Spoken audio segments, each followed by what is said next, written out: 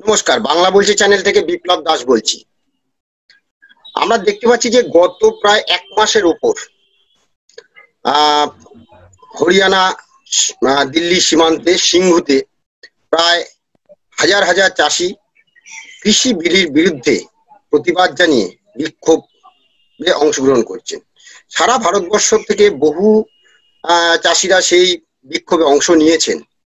সরকারের সঙ্গেও বেশ কয়েকবার আলোচনা হয়েছে, কিন্তু চাষিরা তাদের যে দাবি, যে নতুন যে কৃষি আইন, তিনটি আইন, সেই তিনটি আইন বাতিল করতে হবে। সরকার সে আইন বাতিল করতে রাজি নয়। সরকার বলছে যে আইন সংশোধন করতে পারবো, কিন্তু করা যাবে, কিন্তু কোনো রকম আইন বাতিল করা যাবে না। এখন এই টানাপোড়েন চলছে। ইতিমধ্যেই বেশ কিছু রাজনৈতিক দল তারা এই কৃষকদের নিয়ে ঘোলা জলে মাছ ধরতে নেমে পড়েছে। তো আমরা আজকে এই বিষয়টা নিয়ে আলোচনা করব যে আমরা এই বাংলার প্রেক্ষিতে বাংলার কৃষকরা যে মানে গত 2011 সাল যদি দেখি, এই সিঙ্গুর নন্দীগ্রাম এই কিন্তু কৃষকদের নিয়ে আন্দোলন সংগঠিত হয়েছিল এবং তারপরে 34 বছরের বামফ্রন্ট শাসনের অবসান, ক্ষমতায় আসে তৃণমূল।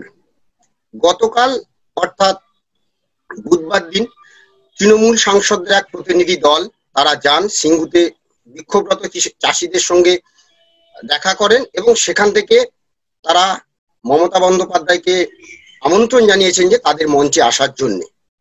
তো আজকে আমাদের এটাই আলোচনার বিষয় যে বাংলার যে কৃষকরা এবং যে আন্দোলনরত কৃষকরা, তো আগামী দিনে কি এইটা রাজনীতিতে কি কোনো পট পরিবর্তন হতে পারে বা এর থেকে কি ফলপ্রসূ হতে পারে কৃষক আন্দোলন বাংলার ক্ষেত্রে, আমরা এই নিয়ে আলোচনা করব। আমাদের সঙ্গে আমাদের তিন অতিথি রয়েছেন অধ্যাপক ডক্টর রাজাগোপাল ধর চক্রবর্তী, রয়েছেন অধ্যাপক শুভময় মৈত্র এবং সাংবাদিক অরূপ কালী। আমরা তিনজনকে বাংলা বলছি চ্যানেলে স্বাগত জানাচ্ছি।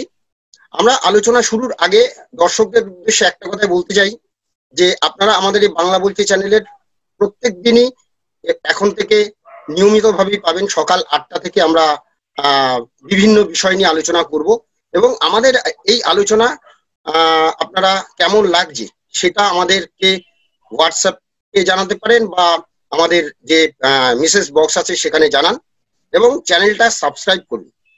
আমরা চলে যাচ্ছি মূল আলোচনা। আমি আজকে অরূপদাকে দিয়ে শুরু করবো। যে অরূপদা, আমরা দেখেছি 2011 সালে যে সিঙ্গু নন্দীগ্রাম একটা পট পরিবর্তনের যে প্রধান ভূমিকা নিয়েছিল, আজকে যে কৃষক আন্দোলন কেন্দ্রের বিরুদ্ধে যেটা সিঙ্গুতে চলছে, তো কি মানে এই প্রেক্ষিতে সেখানে আমাদের যে সরকার, তৃণমূল সরকারের যিনি মুখ্য মমতা বন্দ্যোপাধ্যায়, তার দল কালকে সেখানে গেছিল এবং তাকে আমন্ত্রণ জানিয়েছে।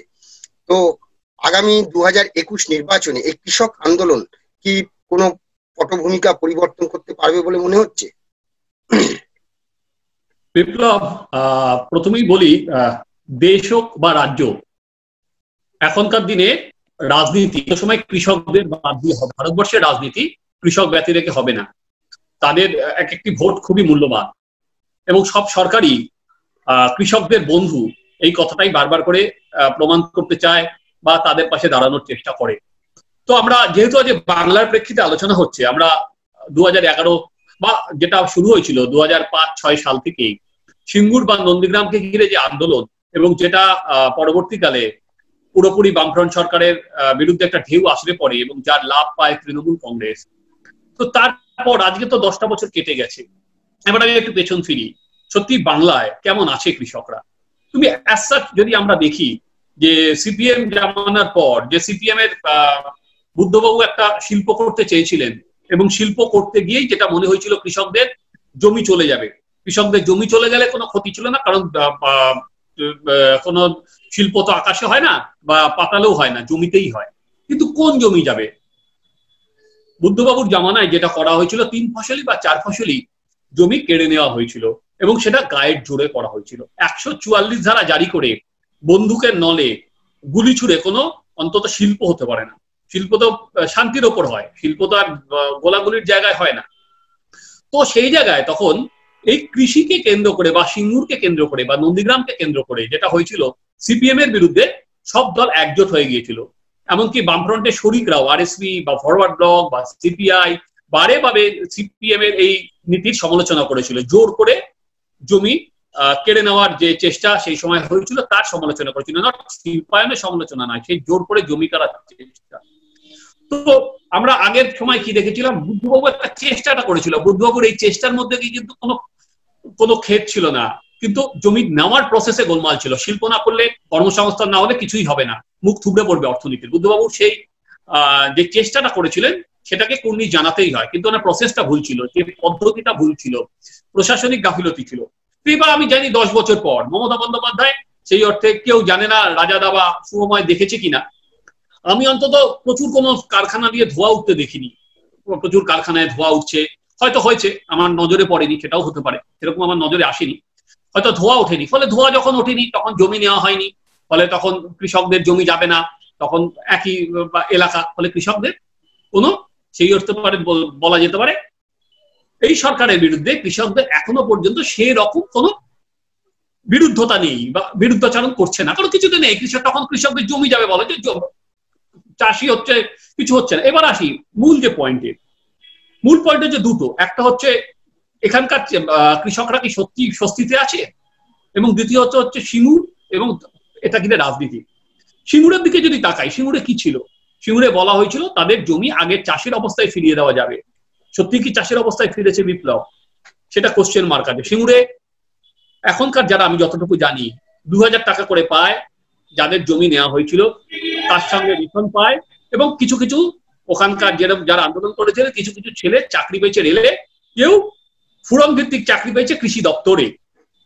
ফলে আমি যদি কৃষি সিঙ্গুরটাকে মডেল করি, সিঙ্গুর কি আজকে ভালো আছে? এক কথায় সিঙ্গুরে কি কৃষকরা খুশি আছে? এবার সিঙ্গুরটাকে ছাড়া আমি অন্য জায়গায় দেখি, পশ্চিমবঙ্গে এটা, আমি যদি আজকে দিল্লির আন্দোলন দেখি, দিল্লির আন্দোলনে কিন্তু অনেক বেশি করে দিল্লি বা হরিয়ানার কৃষকদের বাইরে কিন্তু সেটা ছড়িয়ে যাচ্ছে না, সারা ভারতবর্ষ জুড়ে কিন্তু সেই আন্দোলনটা হয়নি। বা এই আন্দোলনের পরেও যে ভোটগুলো হয়েছে, সে সবকটা ভোটেই কিন্তু বিজেপি ক্ষমতায় এসেছে, এবং বেশিরভাগই ক্ষমতায় এসেছে। এরকম ভাবার কোনো কারণ নেই যে কৃষক আন্দোলনের ফল পড়েছে, কারণ আমরা জানি কৃষক এটা গ্রামীণ এলাকাতেই হয়। এরপরে রাজস্থানে যে ভোট হয়েছে, রাজস্থানের ভোটেও কিন্তু বিজেপি জয়লাভ করেছে গ্রাম পঞ্চায়েতের ভোটে। ফলে গ্রাম বাংলা বিজেপির এগেনস্টে চলে গেছে, এটা ভাবার কোনো কারণ নেই। এবার লাস্ট যেটা আমি বলি, 2011-এ যখন হয়েছিল, মমতা বন্দ্যোপাধ্যায় সবকটা দলকে এক করতে পেরেছিল, কিন্তু এখন 2021 সালে আমি যদি দিল্লির কৃষক আন্দোলন দেখি, সেখানে সিপিএম মমতা বন্দ্যোপাধ্যায়কে ঢুকতে দিচ্ছে না, কোনো প্রতিনিধি দলে মমতা বন্দ্যোপাধ্যায় নেই। আজকেও দেখেছি রাহুল গান্ধী একটু আগে প্রতিবাদ করেছে, রাহুল গান্ধীর মিছিল আটকানো হয়েছে, তারা রাষ্ট্রপতির সঙ্গে দেখা করেছে, সেখানে কিন্তু তৃণমূল অনেক একা। বরং এখানে যেটা সমালোচনা শুরু হয়েছে, একদিকে সিপিএম করছে, একদিকে বিজেপি করছে, যে কৃষকদের থেকে দূরে সরে যাচ্ছে, সেটা বরঞ্চ মমতাকে অনেক বেশি মোকাবিলা করতে হচ্ছে বিপ্লব। ফলে আমার কোনো ভাবার কারণ নেই যে ওই কৃষক আন্দোলনের ঢেউ এখানে আসতে পড়বে, এখনো পর্যন্ত সেরকম কোনো ফল দেখা যাচ্ছে না বিপ্লব। হ্যাঁ, আমি এখান থেকে শুভময়দার কাছে আসবো। শুভময়দা, কি বলবেন, বাংলায় কৃষক আন্দোলনের প্রভাব কি কিছু পড়বে? না বিপ্লব দা, প্রথমেই যে কথাটা বলতে হয়, আপনি কিন্তু অরূপকে অনেক বেশি সময় দিচ্ছেন কথা বলার জন্য। এই যে 2 মিনিটের বদলে 5 মিনিট অরূপকে আপনি বলতে দিলেন, আমাকেও কিন্তু সেটা বলতে দিতে হবে। মূল যে কথার জায়গাটা আসছে, যে এই যে অরূপ যে জায়গাটা নিল, সেই জায়গাটা হচ্ছে একটা সুচতুর ভাবে বলার চেষ্টা করলো যে তৃণমূলের যে একটা জায়গা, আন্দোলনের জায়গা, সেই জায়গাটা দাঁড়াচ্ছে না দিল্লির এই কৃষক আন্দোলনের ক্ষেত্রে। একেবারে অরূপ ঠিক বলেছেন, কিন্তু অরূপ যে জায়গাটাকে এড়িয়ে গেলেন তা হলো, দেখুন, পশ্চিমবঙ্গে বামফ্রন্ট সরকার যখন ক্ষমতায় এসেছিল, সেই সময় কিন্তু তারা যে কথাগুলো বলেছিল, যে ভূমি সংস্কারের কথা বলেছিল বলে তারা যে ক্ষমতায় এসেছিল, তারপর কিন্তু তারা 10, 12, 15 বছর ধরে ভূমি সংস্কার করেছে। প্রশ্ন হচ্ছে, তৃণমূল যখন এই সিঙ্গুরের কথা বলে, নন্দীগ্রামের কথা বলে ক্ষমতায় এলো, তখন তাদের তো করার কিছুই নেই, তারা তো এগুলো বন্ধ করার আন্দোলনের মাধ্যমেই ক্ষমতায় এসেছে। তাহলে বিজেপির যদি সত্যিকারের মনে হয় তারা পশ্চিমবঙ্গে শিল্প করতে চান, তাহলে তারা এই সিঙ্গুর নন্দীগ্রাম আন্দোলনের নেতাদের ভাগ নিচ্ছেন কেন, এই প্রশ্ন বারবার উঠবে। তার মানে কি সিঙ্গুর নন্দীগ্রামে যারা আন্দোলন করেছেন সেই আন্দোলনটাই তার কাছে ভোট আনবে? এবার দ্বিতীয় প্রশ্ন হচ্ছে, সেটা হচ্ছে যে দিল্লির যে কৃষক আন্দোলন, তার সঙ্গে তৃণমূল কংগ্রেসের সম্পর্কের জায়গাটা। অরূপ যেটা বলার চেষ্টা করলেন সেটা হচ্ছে যে এই যে দিল্লিতে যে আন্দোলন হচ্ছে সেই আন্দোলনে বিরোধী পক্ষ একজোট নয় এবং রাজনৈতিক দলগুলো নিজেদের সুবিধা চরিতার্থ করছেন। একই রকম ভাবে পশ্চিমবঙ্গেও কিন্তু বিজেপি আর তৃণমূলের যে ভাগাভাগি বা বলা যেতে পারে যে দুটো দল হয়তো এক হয়ে গেছে, নিজেদের মধ্যে ঠিক করে নিচ্ছে কোন জায়গায় কতটা আন্দোলন করবে, আমরা মেনে নিতেই পারি হয়তো দিল্লিতেও তাই হচ্ছে। বিজেপির বিরুদ্ধে তৃণমূল কংগ্রেস আর সিপিএম যে আলাদাভাবে যাচ্ছে এটা তো এই পশ্চিমবঙ্গের বিজেপি তৃণমূলের আন্ডারস্ট্যান্ডিং এর মতোই হতে পারে যে একসঙ্গে যাব না কিন্তু একটা আন্দোলনের ভাব দেখাবো, আলাদা করে ভাব দেখাবো। মূল যে আলোচনাটা হারিয়ে যাচ্ছে এই যে কৃষকদের ক্ষেত্রে বিজেপি যে নীতি নিয়েছে তার একদিকটা ভালো একদিকটা খারাপ বলতেই হবে। যেটাকে আমরা বলি মিনিমাম সাপোর্ট প্রাইস, সেই জিনিসটা আসলে ভারতবর্ষের ক্ষেত্রে বিজেপি যেটা সঠিকভাবে বলছে ম্যাক্সিমাম সাপোর্ট প্রাইস হয়ে গেছে। অর্থাৎ গরিব চাষি তিনি যা উৎপন্ন করছেন সেগুলো মাঝখান থেকে দালাল বা ফোরেরা নিয়ে সেটা জমা দিচ্ছেন সরকারের কাছে, কিন্তু তারা আসলে মিনিমাম সাপোর্ট প্রাইসের থেকে অনেক কম পাচ্ছেন। এই মানুষগুলো যদি সরাসরি বেসরকারি ক্ষেত্রে এই জিনিসগুলো দিতে পারেন তাহলে তারা হয়তো বেশি টাকা পাবেন। এইখানে যেটা মূল মুশকিল হচ্ছে যে বিজেপি সরকার হিসেবে যদি গরিব চাষিদের ভালো চান, তারাও তো অনেক ভালো কাজ করেছেন, তাহলে তারা কেন এই ইমপ্লিমেন্টেশনের প্রসেসটা ঠিকভাবে করছেন না, কেন রূপায়ণের প্রসেসটা ঠিকভাবে করছেন না? দ্বিতীয় প্রশ্ন হলো সরকার যদি কোনোভাবেই এই শস্যগুলো সংগ্রহ না করে তাহলে এগুলো সহজে যাবে দেশের শিল্পপতিদের হাতে, বেসরকারি শিল্পপতিদের হাতে। তখন আমাদের যে পাবলিক ডিস্ট্রিবিউশন সিস্টেম, এই পাবলিক ডিস্ট্রিবিউশন সিস্টেমে দেওয়ার মতন ফসল বা খাদ্যশস্য সরকার কোত্থেকে দেবেন? তখন সরকার দায় একদম ঝেড়ে ফেলবেন, বলবেন আমাদের হাতে তো খাদ্যশস্য নেই, আমরা জোগাড়ই করতে পারিনি, সুতরাং সাধারণ মানুষকে দিতে পারছি না। সুতরাং প্রশ্নটা একদিকে যেমন কৃষক আন্দোলন তার অনুসিদ্ধান্তে যেটা আসছে সেটা হচ্ছে সাধারণ মানুষের কাছে পাবলিক ডিস্ট্রিবিউশন স্কিমে রেশন ব্যবস্থায় খাবারটা পৌঁছবে কিনা এ কথা মানতেই হবে। কিন্তু আজকের দিনেও বিজেপি হোক বা তৃণমূল বা যেখানে বামপন্থীরা আছেন, এই অতিমারি পরিস্থিতিতেও কিন্তু ভারতবর্ষে পাবলিক ডিস্ট্রিবিউশনের মাধ্যমে হয়তো ছোটখাটো গন্ডগোল হয়েছে, পশ্চিমবঙ্গেও হয়েছে আপনারা জানেন, কিন্তু তা সত্ত্বেও কিন্তু মানুষের কাছে মোটের ওপর খাবার পৌঁছে গেছে। এই জন্য সব সরকারকেই ধন্যবাদ দিতে হয়। কিন্তু বিজেপি কৃষিনীতির যে পরিবর্তন এই মুহূর্তে আনতে চাইছে, অর্থাৎ যে জায়গাটায় এমন একটা সময় যে সময়টা সংস্কারের নয়, সেই কারণেই আমার মনে হয় যে এই সময়টায় বিজেপি এই ঘটনাটি না ঘটালেই পারতেন। এতগুলো কৃষক তারা রাস্তায় দিন কাটাচ্ছেন, তাদেরও হয়তো কোনো রাজনৈতিক উদ্দেশ্য আছে, কিন্তু এই সমস্যার সমাধানের দিকে বিজেপি নেতৃত্ব এগিয়ে যাচ্ছেন বলে একেবারেই মনে হচ্ছে না। এই জায়গা থেকে যেখানে শুভময়দা শেষ করলেন যে সংস্কারের সময় উদার অর্থনীতি সবই ঠিক আছে, কিন্তু এই সময়টা কি সত্যি সঠিক সময় ছিল কৃষি বিলটাকে আইনটাকে আর কি আইনে পরিণত করা? কৃষি এটাকে কি বলবেন এটা নিয়ে? না, বিপ্লবদা, অর্ডিন্যান্স জারি হয়ে গেছে অনেকদিন আগে। অর্ডিন্যান্সে 6 মাস অতিক্রান্ত হবার ফলেই কিন্তু পার্লামেন্টে পেশ করে আইন পরিণত হয়েছে। পার্লামেন্টে কারোর কোনো গরম গরম বক্তৃতা করতে শুনিনি। বিল অ্যাক্ট হয়ে যাবার পরে কিছু মানুষের স্বার্থে ঘা লেগেছে। সেই মানুষগুলো কারা? তারা হচ্ছে ফোড়ে বা দালাল, যাদেরকে পাঞ্জাব বা হরিয়ানায় আড়াতিয়া বলে বলা হয়। বিরক্ত করবো রাজাদা, একবার বিরক্ত করবো আমি না, একটা প্রশ্ন আপনাকে উত্তর দিতেই হবে। এই যে ফোড়ে বা দালালদের কথা বলছেন, এরাও তো, এদেরও তো রোজগারের প্রয়োজন আছে। আমি আসছি, নিশ্চয়ই নিশ্চয়ই নিশ্চয়ই সবারই রোজগারের প্রয়োজন আছে। আমি পড়ে যে দেখো ব্যাপারটা খুব পরিষ্কার। যে ব্যাপারটা গিয়ে দাঁড়িয়েছে যে মানে 2012-13 সালের একটা ন্যাশনাল স্যাম্পল সার্ভে অর্গানাইজেশন তারা বলছে ভারতবর্ষে কৃষকদের মাত্র 6%, যদিও সালটা একটু পুরনো, কেননা এনএসএসও সেভাবে এভরি ইয়ারে তাদের এগুলো রিপোর্ট তৈরি করে না। 6% মাত্র তারা মিনিমাম সাপোর্ট প্রাইস, একে আমরা বলি সর্বনিম্ন সহায়ক মূল্য, মাত্র 6%। তার মানে 94% করে না। কেন করে না তা তো দেখতে হবে। যে সরকারি, তার মানে এই নয় যে তারা জিনিস তৈরি করছে ফেলে দিচ্ছে, তারা বেসরকারি উদ্যোগকেই তারা কিন্তু বেচছে। কেন বেচছে তার নানান কারণ থাকতে পারে, এই মুহূর্তে সেই জায়গায় আমি ঢুকছি না। যেটা প্রশ্ন সেটা হচ্ছে তারা বিক্রি করে। তবে আপনি যদি বিভিন্ন স্টেট ওয়াইজ যেটা দেখেন, আমার কাছে তথ্য আছে বলেই, তথ্য আমি খেয়াল করেছি বলেই আপনাদের বলতে পারি যে লাস্ট যে আমাদের যে বছরটা গেল 19-20, সেই সময়তে কিন্তু পাঞ্জাব এবং হরিয়ানা তাদের উৎপাদনের প্রায় 90 থেকে 95% তারা কিন্তু এমএসপি তে বিক্রি করে বা মিনিমাম সাপোর্ট প্রাইসে বিক্রি করে, এবং সেইটা বিক্রি হয় ফোড়েদের মাধ্যমে।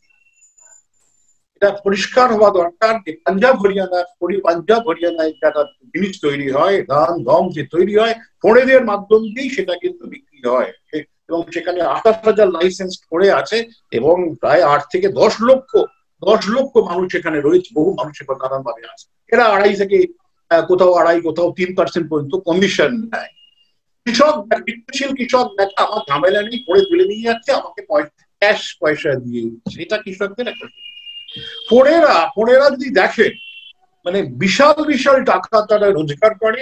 আমরা জানি কৃষিতে আয়কর নেই, কিন্তু কৃষি দালালিতে আয়কর দিতে হবে, দালালিতে তো আয়কর ফ্রি নয়, সেটাও তারা দেয়। এখন মুশকিল হয়েছে কি যে সরকার বলছে কৃষক ডিরেক্টলি ফোড়েদের বাদ দিয়ে যাকেও কেউ বিক্রি করতে পারে, এবং তার জন্য কোনো কর দিতে হবে না, সেটা কিন্তু তারা করে অর্থাৎ আমাকে যে প্রশ্ন শুভময়দা করছিলেন, সরকার বলছে যে কোনো মানুষ বিক্রি করতে, যে কোনো মানুষকে সে বিক্রি করতে পারে, আমি কে চলে নিয়ে হাজির হয়ে আমাকে বিক্রি করতে পারে। অর্থাৎ মানে মাঝখানে যে কেউ সেখানে ক্রেতা হিসেবে হাজির হতে হবে, এবং সেখানে যে দাম সে পাবে, সে যদি মিনিমাম সাপোর্ট প্রাইসের বেশি পায় সে দেবে, কেন সে কম? কৃষক তো আর বোকা নয়, মিনিমাম সাপোর্ট প্রাইসের কমই আনিয়ে বিক্রি করবে। সুতরাং ব্যাপারটা গিয়ে দাঁড়াচ্ছে যে কৃষকদের এই 2.5% যদি টাকা কমতে যায় ডিরেক্টলি, সেখান থেকে সেটা যাতে না হয় সেটাই সরকার করার চেষ্টা করছে, ফোড়েদের তুলে দেয়। বিশাল এই ফোড়েরা বিশাল বিত্তবান, এদের বড় অনেকেরই আছে, বাসমতি চালের এক্সপোর্ট করে বেড়ায়, নানান কিছু এরা করে বেড়ায়। পাঞ্জাব হরিয়ানাতে এদের সবাই বিত্তশীল চাষি মানে তারা হচ্ছে মধ্যস্বত্তা। সুতরাং এই মধ্যস্বত্তা লোক নেই, তাদের কোটি কোটি টাকা রোজগার ছিল, তারা ট্যাক্স দিল। মাঝখানে হয়েছে কি ওদের কাছে বলা হয়েছে তোমরা কি তোমাদের কি হয়েছে জানার চেষ্টা করা হয়েছে, আতি ওটা গেছে রেগেই। তারা মনে করছে যেহেতু পাঞ্জাব এবং হরিয়ানা ভারতবর্ষের খাবার দাবার যোগান করে, ওরা বুঝি সবকিছুই আটকে দিতে পারে। খেয়াল রাখতে হবে, আমি এটা বারবার বলতে চাই, আমার খুব অবাক লাগছে তখন দেখি যে যারা কৃষক আন্দোলন করেছে, কৃষক আন্দোলন তো গরিব কৃষকদের আন্দোলন, এবং গরিব কৃষকরা এর সঙ্গে কোনোভাবেই জড়িত নেই, এটা বিত্তশীল কৃষকদের ব্যাপার। আমি একটা উদাহরণ দিই, এগ্রিকালচারাল সেন্সাস 2015-16, এগ্রিকালচারাল সেন্সাস 2015-16 পরিষ্কার ভাবে বলছে ভারতবর্ষের 86% মানুষ স্মল ফার্মার্স, মার্জিনাল ফার্মার্স, তাদের 2 হেক্টরের কম জমি আছে, তারা একেবারেই সাবসিস্টেন্স ফার্মার, যা তৈরি করে নিজেরাই খায়, তাদের বাজারে বিক্রি করার কোনো তাদের সুবিধে নেই, সামর্থ্য নেই। সুতরাং পরিষ্কার বোঝা যাচ্ছে 86% কৃষক তারা বাজারে বিক্রি করতে পারে না, বরঞ্চ তারা বাজার থেকে কেনে। এই 86% কৃষক এই আন্দোলনে থাকতে পারে। সুতরাং আন্দোলনে আছে বিত্তশীল চাষী। আর যদি পশ্চিমবঙ্গের কথা বলেন, সে তথ্য আমি দিচ্ছি। পশ্চিমবাংলায় গত বছরে উৎপাদন হয়েছিল 154 লক্ষ টন ধান উৎপাদন। পশ্চিমবঙ্গে গম বিক্রি হয় না, এর মধ্যে মাত্র 16 লক্ষ টন, 10% সরকারি সংগ্রহ হয়েছিল। এফসিআই এবং স্টেট গভর্নমেন্ট এজেন্সি আছে, মাত্র 10%, 15 লক্ষ টন সরকারি সংগ্রহ করেছে উত্তরপ্রদেশ। খেয়াল রাখতে হবে ভারতবর্ষের সবচেয়ে বেশি ধান উৎপন্ন হয় উত্তরপ্রদেশে, সেখানে মাত্র 25% সরকার সংগ্রহ। সুতরাং ব্যাপারটা কেউ যদি বলতে চান যে একেবারে গরিব কৃষক তারাই হাজির হয়েছে, তা কিন্তু ঘটে। প্রসঙ্গে আমার মাও সেতুংয়ের একটা বিখ্যাত কথা মনে করছে, এখান থেকে একটা কথা বলে শেষ করে দিই, আমি 1 মিনিট, আমি আর সময় দেবো না, আমি ভেরি সরি। মাও সেতুং একটা বিখ্যাত কথা, মাও সেতুং বলতেন যে বিত্তশীল চাষী সে কিন্তু তার সমাজের প্রতি তার ধ্যান ধারণা নেই, তার পুঁজিবাদের প্রতি তার আকর্ষণ আছে। আর এই জন্যই লেনিন বলেছিলেন সেট দ্য কুলক এগেইনস্ট কুলক, বড় চাষির সঙ্গে বড় চাষি লড়াই বাঁধিয়ে দাও, এটাই হচ্ছে লেনিনের বক্তব্য। পরে আবার ফিরে আসবে। রাজাদার কাছে আমি আর বক্তব্য একটাই ছোট্ট রাখতে চাই যে রাজাদা যেটা বলছেন যে তার মানে এর একটা বড় কারণ পাঞ্জাব এবং হরিয়ানার যে বড় বিত্তশালী কৃষকরা তারা ঠিক মতন শুল্ক দেন না, এবং সেই কারণেই এটা হচ্ছে। তাই এটা তো একেবারে শুল্ক কৃষকের তো মানে যখন ক্যাশ ট্রানজাকশন হয়, কৃষকদের agriculture income tax free from taxes, তাদের ট্যাক্স দিতে হয় না, কিন্তু যেটা হচ্ছে ফোড়েদের ট্যাক্সের ব্যাপারটা আসছে।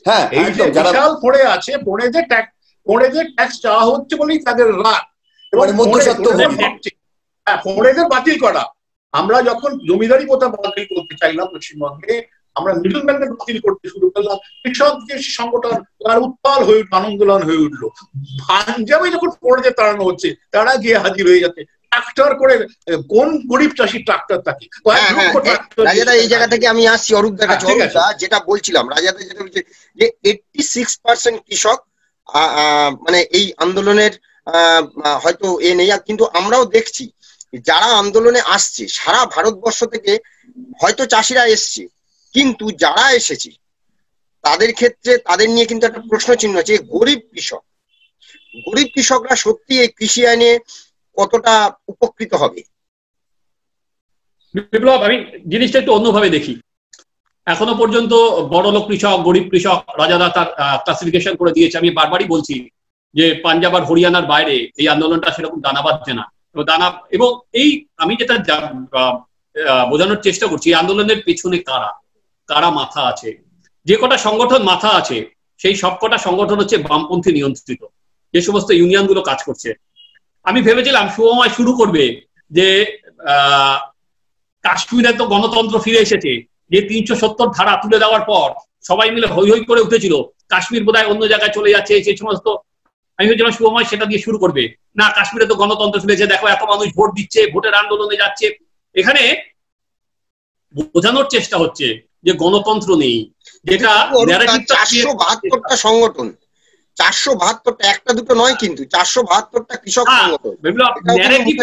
করার চেষ্টা হচ্ছে এইটা ঘিরে যে এই সরকার গণতন্ত্রের প্রতি দায়বদ্ধ নয়, যেটা করার চেষ্টা হচ্ছিল সিএএ কে নিয়ে, যেটা নানাভাবে দিল্লির রাস্তায় করা হয়েছিল। এখানেও তাই। আমি সেখানে একজন সিপিএম নেতার ইন্টারভিউ শুনছিলাম, সে বলছে কেন আমাদের সঙ্গে আলোচনা করে পাস করানো হলো না। এই জিনিসটাই মুখ্য, যে পাস হয়ে গেছে, বাধা দিতে পারেনি, রাজ্যসভায় পাস হয়ে গেছে, গোলমাল হয়েছে, আমাদের সঙ্গে আলোচনা করতে হবে, এবং আলোচনা করতে হলে এটাকে খারিজ করতে হবে। এর বেশি কিন্তু নেই। সেই জায়গাটায় যে কোনোভাবে যেখান থেকে তকমাটা লাগানো হয়েছিল সুট বুটকি সরকার, তার সঙ্গে কোথাও বোধহয় এক করে দেওয়া হচ্ছে যে আদানি আম্বানির সরকার, যেটা বুদ্ধবাবুর বিরুদ্ধে তখন দাগ লাগানো গিয়েছিল যে টাটাদের সরকার, সেই জায়গাটা কোথাও এক করে দেওয়া হচ্ছে। আমি যে প্রথমেই বলেছিলাম যে আমার মনে হয় শুভময় বলেছিল ভূমি সংস্কার, ঠিকই তো, সিপিএম এক সময় বলতো তো লাঙল যাদের জমিও তাদের, কিন্তু পরবর্তী আমরা কি লিখলাম, এই যে এদের তেষ্টা মিটতে চাষির রক্ত লাগে। ফলে কোন জায়গায় সিপিএম কি বলে মা কি ছিল আর মা কি হইয়াছেন, শুভময় মেলাতে পারবে। হ্যাঁ শুভময় দা, কিন্তু এখানে যে মূল বক্তব্যটা হচ্ছে, একটা দ্বন্দ্বের মধ্যে আমরা ঢুকে যাচ্ছি। দ্বন্দ্বটা হচ্ছে অরূপ একটা ভীষণ ইম্পর্টেন্ট পয়েন্ট আইডেন্টিফাই করেছে, সেটা হচ্ছে যে এখনকার যে মূল আন্দোলন, যে ভারতবর্ষের গণতান্ত্রিক যে প্রেক্ষিতটা, সেই প্রেক্ষিতটাই নষ্ট হয়ে যাচ্ছে কিনা। অর্থাৎ কৃষক আন্দোলন হচ্ছে, কৃষক আন্দোলনটাকে গোলে মালে বিজেপি থামিয়ে দিতে চাইছে কিনা। এখানে কৃষকদের জন্য আন্দোলন কারা করবে? মহারাষ্ট্রের নাসিক থেকে মুম্বাই অব্দি মিছিল করতে গেলে নেতা হিসেবে তো সেই বামপন্থীদেরই লাগে, তারা হয়তো ভোট পান না। অর্থাৎ একটা কথা মনে করিয়ে দিই, যিনি এই আন্দোলনের নেতৃত্ব দিয়েছিলেন বামপন্থীদের, তিনি কিন্তু মহারাষ্ট্রের নিজের আসনটাতেই হেরেছিলেন। ফলে তার সাথে কটা লোক আছে এলাকাতেই, খুব সন্দেহ আছে সেটাই। একেবারে, কিন্তু গণতান্ত্রিক পদ্ধতিতে নির্বাচনে না জিতলেই যে মিছিল করা যাবে না, এমনটাও তো বলা যায় না। এবং সত্যিই তো সাধারণ মানুষদের জন্য কাজ করলে অনেক সময় নির্বাচনে যে তার রিফ্লেকশন পড়ে না, বা উন্নয়নের কাজ করলে নির্বাচনে যে তার রিফ্লেকশন পড়ে না, এরকম উদাহরণ তো রাজনীতিতে প্রচুরই আছে। কিন্তু মূল যে জায়গাটা দাঁড়াচ্ছে সেটা হচ্ছে এই মুহূর্তে এই অতিমারী পরিস্থিতিতে দিল্লিতে এই শীতের সময় কোনো একটা কারণে বিজেপি এবং বিজেপি বিরুদ্ধে যারা আন্দোলন করছেন, সে বামপন্থী হোক, তাদের একটা মাঝামাঝি জায়গায় যাওয়ার দরকার ছিল। শীতের মধ্যে কৃষকরা কষ্ট করছেন, এই জায়গাটা বুঝতে হবে। তাদেরও কিছু বক্তব্য আছে, সরকারেরও কিছু বক্তব্য আছে, ঠিক ভুলের মাঝে একটা জায়গা থাকে। ভারতবর্ষের রাজনীতি বাইনারির দিকে যাচ্ছে, পশ্চিমবঙ্গের রাজনীতি বাইনারির দিকে যাচ্ছে। পশ্চিমবঙ্গে আজকের আন্দোলনে বিজেপি তৃণমূলের বাইনারি দিয়ে তৃতীয় পক্ষকে যা একেবারে ভ্যানিশ করে দেওয়া হচ্ছে, তেমনি দিল্লির আজকে কৃষক আন্দোলনে একদিকে বামপন্থী এবং একদিকে বিজেপিরা আছেন, সেই আন্দোলনের মাধ্যমে একটা বাইনারিতে সেই আন্দোলনটাকে নিয়ে গিয়ে মাঝখানে দাঁড়িয়ে থাকার জায়গাটাই দেয়া যাচ্ছে না। গণতন্ত্রে এই বাইনারি, সে একেবারে দক্ষিণপন্থী শক্তি হোক কিন্তু একেবারে অথবা অতি বাম শক্তি হোক, দুটোই কিন্তু দেশের পক্ষে বিপজ্জনক। গণতান্ত্রিক প্রেক্ষিতটা কিন্তু বজায় রাখাটা আজকের দিনে ভীষণ জরুরি, এবং এই কৃষক আন্দোলনের ক্ষেত্রে। হ্যাঁ রাজাদা, এই কৃষক আন্দোলন নিয়ে কিন্তু সরকার একটু ব্যাকফুটে আছে। প্রায় 472টা সংগঠন আগামীকাল অর্থাৎ 25 ডিসেম্বর বৈঠকে বসার যে প্রস্তাব দিয়েছিল সরকার, সেটা কৃষকরা বাতিল করে দিয়েছে এবং বড়দিনে 6টি রাজ্যের 9 কোটি কৃষকের সঙ্গে ভার্চুয়াল সভা করবেন প্রধানমন্ত্রী নরেন্দ্র মোদী। হ্যাঁ, এবং কৃষক সম্মান নিধি প্রকল্পের যে 18,000 কোটি টাকা বন্টনের কথা, সেটাও কালকে হয়তো ঘোষণা করবেন। এই সমস্ত কিছুর পরেও দিল্লির সীমানায় প্রতিবাদী চাষিরা কিন্তু প্রতিবাদে অনড়। তো এর শেষটা কোথায় বলে মনে হচ্ছে, একটু সংক্ষেপে? দেখুন, মানে হ্যাঁ, সংক্ষেপ, সত্যি কথা, মানে সিঙ্গু মানে নট সিঙ্গুর, মানে দিল্লির বর্ডার সিঙ্গু আর টিকরি, মানে এই দু জায়গাতেই মানে ওরা করে নিয়েছে। বোঝাই যাচ্ছে মানে হরিয়ানার বৃত্তশালীরা এসে হাজির রয়েছে। বৃত্তশালী হোক, গরিব হোক, যে কেউ এই করুক না কেন, কৃষকদের সঙ্গে একটা বোঝাপড়া আমি বলবো নিশ্চয়ই দরকার। আমি মানবিক যে কৃষকদের মানে কথাটা শোনা উচিত, কিন্তু ব্যাপারটা হচ্ছে রাজনৈতিক নেতারা এমন ভাবে ঢুকে পড়েছে কৃষকদের কথা কেউ, কৃষকদের মানে বোঝানো যাচ্ছে না। ওনারাই এমন জায়গায় দাঁড়িয়ে গেছে, তাদের আর্থিক মানে যে ক্ষতিটা হচ্ছে, তারপরেই তারা পয়সা দিয়ে খালিস্তান হ্যান ত্যান করে বিদেশ থেকে অনেক কিছুই তারা করছে, কিন্তু পরিষ্কার সেই জায়গায় রয়ে গেছে। ব্যাপারটা যদি কৃষকদের হতো তাহলে নিশ্চয়ই সরকার অত্যন্ত নমনীয়তার সঙ্গে সেটাকে তাদের সঙ্গে কথা তো বলছে, কিন্তু ব্যাপারটা দেখা যাচ্ছে কিছু কৃষক মনে করছেন যে তাদের এত পয়সা আছে, এত সম্পদ আছে, রেশন আছে, তারা বুঝি তারা দেশটাকে র্যানসমে ফেলে দিতে পারবে, এই ধরনের একটা ঔদ্ধত্য তাদের মধ্যে এসেছে। তা সত্ত্বেও আমি শুভময় দাস সঙ্গে সম্পূর্ণ একমত, একটা কোথাও আমাদের বোঝাপড়া দরকার, আমাদের তাদের সঙ্গে কথা বলে কিভাবে সেটা করা যায়। কেন আইন পাশ হয়ে গেছে, এখন গণতান্ত্রিক পদ্ধতিতে পাশ হয়েছে, আমি বলবো সেটা করা যাবে না, সেটা নিঃসন্দেহে মেনে নেওয়া যাবে না। অ্যামেন্ডমেন্ট করি, ঠিকই অ্যামেন্ডমেন্ট লাগবে। সরকার যদি চায়, যে আশঙ্কা করছিলেন শুভময় দা, যদি পাবলিক ডিস্ট্রিবিউশন ভেঙে যাবে, সরকার কি অত বোকা?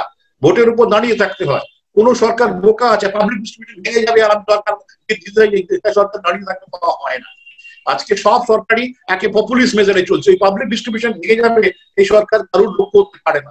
এটা অত্যন্ত দুর্ভাগ্যের কথা। আমরা এই ধরনের এই কর্পোরেটাইজেশন গেলে আমরা এত বড় বড় কথা বলি, সুতরাং সেগুলো কোনো প্রশ্ন নয়।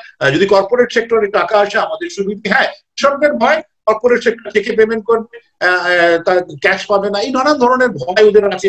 ওদের ভয় হচ্ছে কৃষকের, আরো একটা ভয় আছে আগামী দিনে হয়তো ইনকাম ট্যাক্স এসে যেতে পারে। এই ধরনের নানান ভয় থেকেই ওরা পথে এসেছে। যাই হোক, সরকারকে বলে দিতে হবে যে এপিএমসি আমরা ভাঙছি না, মিনিমাম সাপোর্ট প্রাইস তুলছি না, পাবলিক ডিস্ট্রিবিউশন তোলা হচ্ছে না, কেননা ফুড সিকিউরিটি বিল সেটা ডিস্ট্রিবিউশনের উপর নির্ভরশীল, এটা কখনো হতে পারে না। সরকার এইগুলো ঢুকিয়ে দিক, বলুক আমরা মেনে নিচ্ছি, তাতে তোমরা রাজি হও, কিন্তু আমরা ফোড়াদের বাঁচাতে পারবো। একটা ছোট্ট কথা বলতেই হবে, মানে রাজাদার প্রতি আমার প্রচুর সম্মান, কিন্তু তা সত্ত্বেও we must agree to disagree at some points. সেটা হচ্ছে যে রাজাদা কিন্তু এর মধ্যে সেই খালিস্তানের কথা তুললেন, সেই পরিস্থিতি কিন্তু যদি আসে তাহলে আজকে রবীন্দ্রনাথের লেখা পড়ে কিন্তু হয়তো আজকের যে সরকার তারা রবীন্দ্রনাথকেও খালিস্তানি বলে দিতে পারেন। রাজাদা খালিস্তান বলেছে, লন্ডনে তো আমি বলিনি, লন্ডনে ইন্ডিয়ান এমবাসি ঘেরা করার সময় পুরো খালিস্তানি স্লোগান দেওয়া হয়েছে, রবীন্দ্রনাথের স্ট্যাচু। আমরা জানি যে আলোচনা চলতেই থাকবে, এটা নিয়ে বিতর্ক থামার নয়, কিন্তু যে প্রান্তিক চাষি, কৃষিজীবী মানুষ, ক্ষেত মজুর, এই বিপুল মানুষের যে প্রতিবাদ, এটা কিন্তু স্বীকার করতেই হবে যে সরকারের কাছে কিন্তু এটা একটা আতঙ্কের কারণ, এটা নিয়ে অস্বীকার করার জায়গা নেই। কিন্তু একটা আশঙ্কা যে এর শেষ কোথায়, কোনো দীর্ঘস্থায়ী লড়াই সচল রাখাটা খুবই সমস্যা সংকুল, কিন্তু এটা অত্যন্ত জরুরি যে প্রয়োজনে একটা দুপক্ষে, এই যেটা শুভময়দা বললেন, একটা মধ্যপন্থা নিয়ে একটা আলোচনার জায়গায় আসা। তাই এই আন্দোলনকে অক্সিজেন কতটা দেবে সেটাই এখন দেখা। আমরা আশা করব যে খুব দ্রুত দুপক্ষ বসে একটা মধ্যপন্থা অবলম্বন করে এই বিতর্কের অবসান হবে, কারণ এই ঠান্ডার মধ্যে হাজার হাজার চাষি তারা বসে রয়েছে, এটা কিন্তু মানে কোথাও একটা শেষ হওয়া প্রয়োজন বলেই আমরা মনে করি। ধন্যবাদ আমাদের তিনজন অতিথি, রাজাদা, শুভময়দা এবং অরূপদাকে। আপনাদেরকেও ধন্যবাদ। আপনারা দেখতে থাকুন বাংলা বলছে চ্যানেল। নমস্কার, আপনাকেও ধন্যবাদ।